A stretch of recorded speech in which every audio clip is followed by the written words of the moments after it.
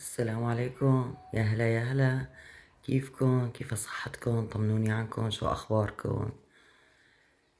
جيناكم بفيديو جديد، روتين جديد ومفاجأة جديدة، مزرعة جديدة. الحمد لله، بادي اسمه الله طعمني مزرعة بعد جهد، بعد جهد وبحث، لحتى الحمد لله الله إلهي هيك ناولني إياها الحمد لله. وراح نبلش بالفيديو بسم الله وعلى بركة الله، نشوف الفيديو وإن شاء الله بيعجبكم، وقولوا يلا لي خلاص رأيكم فيه، صفية. وإن شاء الله بيكون هيك عند حسن رضاكم ومثل ما بدكم انتو. وشوفوا معي الفيديو مثل ما روحي هيك سكري مي. مبسوطة أنا إن شاء الله، هيك يلا بتكتبوا لي صفية. بالتعليقات وبترفعوا لي من معنوياتي. عن جديد والله كنا يعني عم ندور على مزرعة صرنا سنتين على حتى هيك لقينا هاي المزرعة، والحمد لله بادي اسمه الله حقق لنا هالرغبة وهالطلب، يعني الحمد لله. هاي المزرعة مثل ما شايفينها، أحلى شي فيها الدالية، أحلى شي الدالية فيها مثل ما شايفين. هاي المزرعة راح أفرجيكم إياها وشوفوها وقولوا لي آراءكم، وصلوا على النبي يا جماعة. اللهم صل على سيدنا محمد وعلى آل سيدنا محمد. شوفوا هاي قدام المزرعة فيها بركة بحرة عضوية تجمع، هاي مشان الشكل. وهاي بطاطي الحلوين، هن تمثال صحيح ما هن حيين بس حلوين. هاي مثل ما شايفين ليكوا على هالجسر، هذا فوق البحيرة البحرة، مو بحيرة بحرة صغيرة. وهاي هذا ورد مائي، هاي وردة اللوتس يمكن على ما أظن. هاي شلال، يوم عم بياخدوا أخد صوته بيجنن. شوفوا هاي سوريانا بنتي، الله يخلي ولادكم على طول، مثل خيالي تابعتني. شوفوا ما أحلاها، هذا منظر مثل المنظر البير. شوفوا ما أحلاها عليك جيبي المفرش موديل. تبع الحل، هي جيبي. طبعا المزرعة بدها أنا عم شغل، صور، جيبي. لأني صل سنة من أصحابها القديمين هيملينا، إن يا دوب عم بيجوا عليها يتغدوا فيها وبيرجعوا، فكانت مهمولة بدها شغل كتير. بس رغم هيك كويسة. اعطوني رأيكم، شوفوا ما أحلاها. سبحان الله سبحان الخالق، عن جد البركة بالطبيعة بتغسل الروح. طبعا بتمنى تكونوا معي وتقعدوا هيك وتشربوا فنجان قهوة. هون قاعدة تحت الشجرة، هون كرزة، الكرز الأحمر مثل الوشنة. يلا بسرعة. طبعا هلا خلص موسمه، يعني شارف على الانتهاء. وهي بركة صغيرة عبينا لها هي لبنتي الصغيرة، وعم تلعب فيها يمكن بينت عبيلها هي عم تسبح فيها. شوفوا سبحان الله. هي مرجوحة هليود. طبعا بقعد هيك بغلي لي فنجان قهوة، بقعد عليه فيها عند المغرب، قاعدة بتجنن فيها، رواق غير شكل، هوايات برودة. اشتهيتكم معي،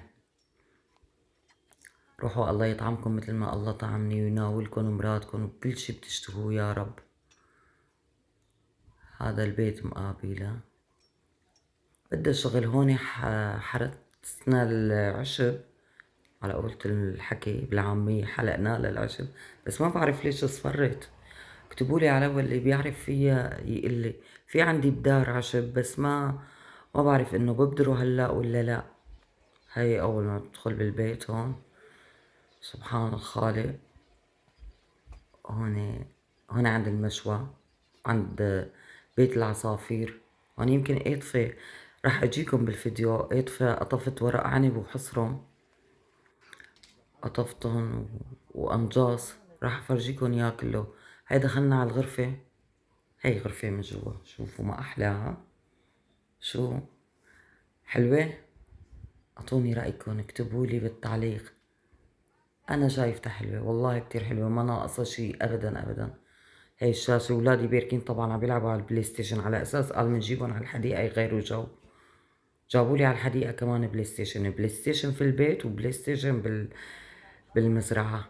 مروحة شوب، هي عند العصر الظهر والله شوب كتير كتير، ورغم انه بالمزرعة ما عم بيصير برودة غير عند الصبح وعند المساء. هاي المطبخ، شوفوا على المطبخ ما احلى.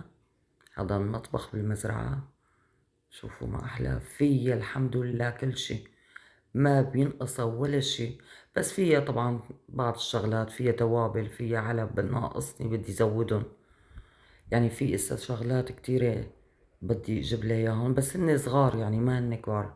الاساسيات موجودات فيها المزرعة، كل شي فيها.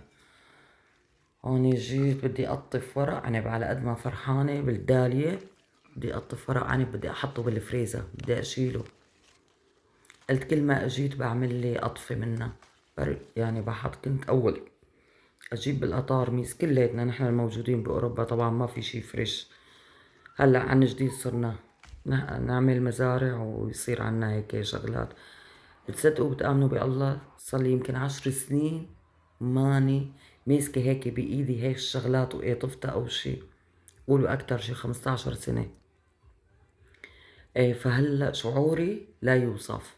هي حصرم عم فرجيكم اياها، الحصرم والورق العنب ما شاء الله تبارك الرحمن. روحوا الله يطعمكن يا رب، الله يطعمكن ويرزقكن ويفرج عليكن ويناولكن مراد قلبكن يا رب، وتحسوا هيك وتفرحوا مثل ما أنا فرحانة. عن جد فرحانة كتير فيها، وخاصة بهالشغلات هدول، دالية، خضروات، يعني شغلات للبيت هيك كتير كتير مبسوط عليهم. الشغلات اللي ما بتنوجد عنا بالأسواق، مثل حصرم، مثل ورق دالية، مثل يعني شغلات بيو ما يعني في، بس عنا غالي كتير هون شغلات البيو. يعني اللي ما مسمدة، ما محطوط لها كيماوي كيميائي، هدول الشغلات الأسمدة الكيماوية. بقطف، شايفين؟ يمو يمو شي بجنن. تأملوا تأملوا، تخيلوا انتوا معي هيك وعم تقطفوا هالورق، شو شعوركم؟ ما شاء الله ما شاء الله ما شاء الله، اللهم صل على تبارك سيدنا الرحمن، محمد. تبارك الرحمن. يو جناني جناني، يعني سبحان هاي الله. اول سنه هو انا شوي الحصرم باسكولي يمكن باسكولي يا ناعم، جماعه. بس عملت قطفت مزرعه شوي ما يعني ما صارت عندي ما مزرعه طلع، ما رجعت على البيت الا ما وهيك جايبه معي عم حصرم بقطف منها ورق والورق العنب. وحصرم. عم عملت بيقولوا لي فايض من سبعوية، فرح. هي قال اذا قطفت الحصرم هلا بيرجع شوفوا بيطلع حصرم شوفوا بداله. ما شاء الله، ما بعرف، اللهم انا صل ما على بعرف النبي فيهم، تبارك الرحمن. واذا بعرف نسيت. بتجنن عند اهلي كان بتجنن. عندهم اراضي كتير وهيك، راح اقطف هلا بس هذا جرب. الحكي انا من 15 سنة شايفين يمكن ما راح رحت اقطف على هلا جرب اراضيهم، افرجيكم ايش ولا قطفت. بعرف ايش هاي بدي الشغلات اقطف منك نسيتها. هيك هاي بنتي قطف. طبعا، بنتي مثل خيال هاي بدها اول تضل سنه، معي، الله اول سنه بقطف يحميها، فيها وهي ورق رفيقتي. عنب من داليه. صار يعني لي كتير 12 كتير 15 سنه بتضلها ما شفت هيك ماما جمال. وماما، وين ما رحت وين ما جيت بدها مبسوطه تحط ايدها قلبي من معي جوا. وتساعدني، وعلى اساس قال شو عم تشتغل بتغلبني اكتر ما بتساعدني. شوفوا عالدالية، صلوا على النبي يا جماعة، زيدوا الصلاة على النبي. تبارك الرحمن. هاي الحصرون شو فرجيكم اياها، ما بعرف شلون انا هذا هنوني الحيط هنوني يا جماعه اللي عليه هنوني. هلا الدالية. على مزرعتي يمكن الجديده. صح هذا الحمد الحيط، لله. ليكي وهي لاني العنب. طلعت على السيبة هون. الله الجاص. وكيلكم، السيبة هلا ارتفاعها اياها شي 3 امتار، طلعت الجاص. عليها هاي بنتي وصلت للسطح عم بتقطف حصرم. وانا عم حدا بقطف. نقطف لنا هاي كم بنتي على واحد السيبة لو بدك تجيبيها الثانية. على البيت. يلا شيليهم. ووز لا هذا بدك. صغير ندور على اكبر. شايفين. سبحان الله. خليكم هيك تشوفوا وتتأملوا. هذا ابني كمان يمكن بيان.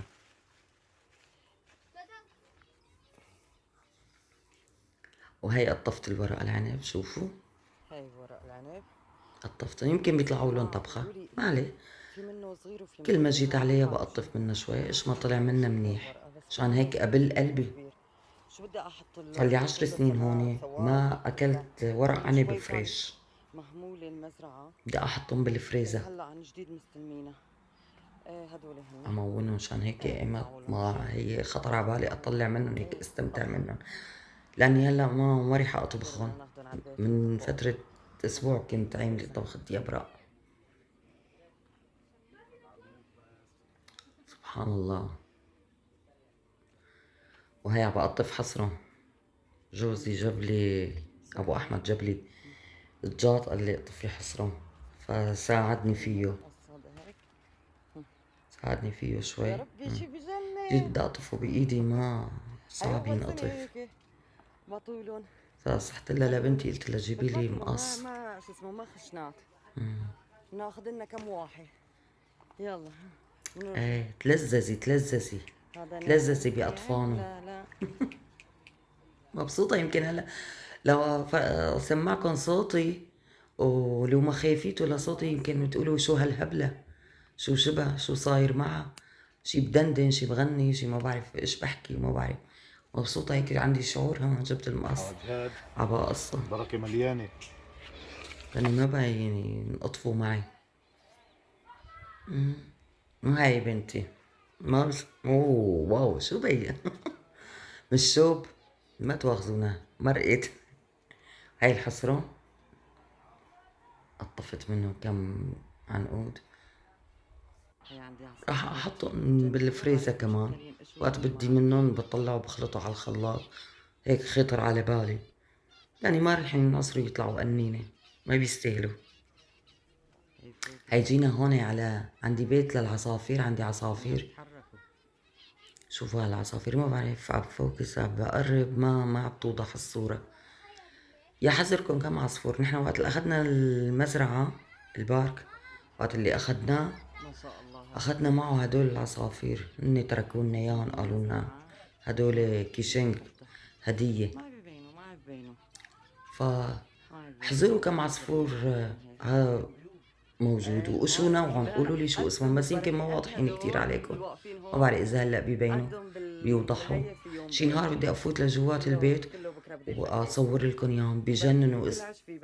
اكتبوا لي بالتعليق شو اسمهم وكم عددهم تركوهم. ليك هدول بيوتهم، بكل بيت في بيض، بيضين. عندي موسم، عندي هلا بكره بدي اعمل استقبال على تفقيسهم، عندي موسم كلياتهم بيضين. سبحان الله لو حيوينهم في البيت عصفورين ثلاثة بتيجي صاحبهم بده يستناهم ليبيضوا او يفقسوا ما بيفقسوا، وهن سبحان الخالق بس كان تركت الشغلة على حالها، بس عم بحط لهم اكلهم وشربهم ميتهم. سبحان الله من لحالهم.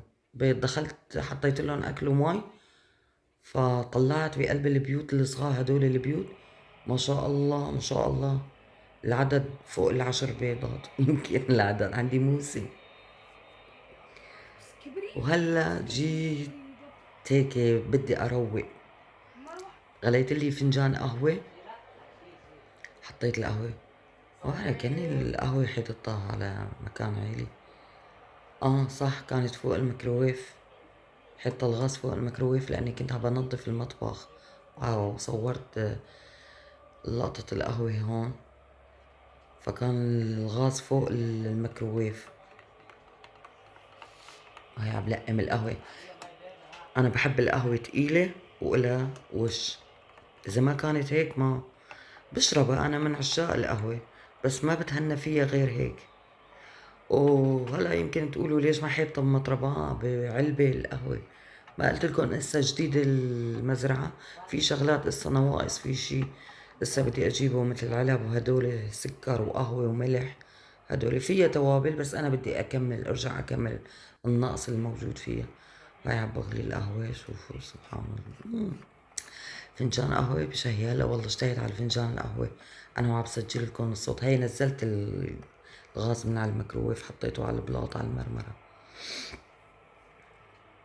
هلا شوفوا القهوة وعلى الوش اللي عليها، اذا ما كانت هيك بتعبي المخ ما بتهنى فيها.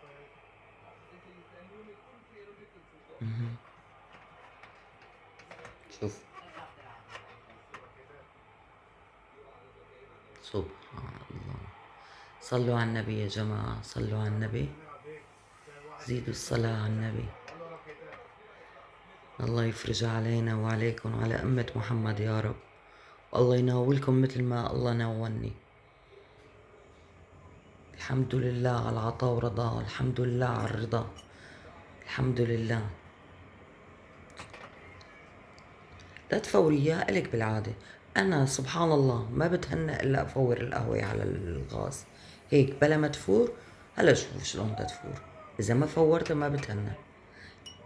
بالمزرعة بالبيت وين من كان طفت، شفتوا فارت القهوة. ما بقدر بلا الفوران. يلا صبي إياه. كمان فناجين قهوة ما جايبة كمان. هاي سكرت شغلة تاني، أنا بدي أخذ فناجين قهوة. صبيتها بكاسة بس هيك طيب كتير كتير. هيك عالطبيعة أحلى.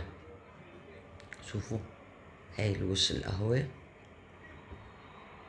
تفضلوا يا جماعة، تعالوا اشربوا فنجان قهوة، يا ريتكم معي تشربوا فنجان قهوة بهالطبيعة وبهالقعدة اللي بتنعش الروح. سبحان الله. وهي فنجان القهوة هون نهاية الفيديو نهينا. عفرجيكم اياها مع جنب الحصرة، وهي محوشة كمان انجاص راح ينزل مع الفيديو الثاني مع الغدا شو تغدينا كمان بالمزرعة. وهيك بيكون خلص الفيديو تاعنا، وان شاء الله بيكون عجبكم، وان شاء الله نار رضاكم. واكتبوا لي تعليقكم اذا كويسة باركولي فيها. السلام عليكم.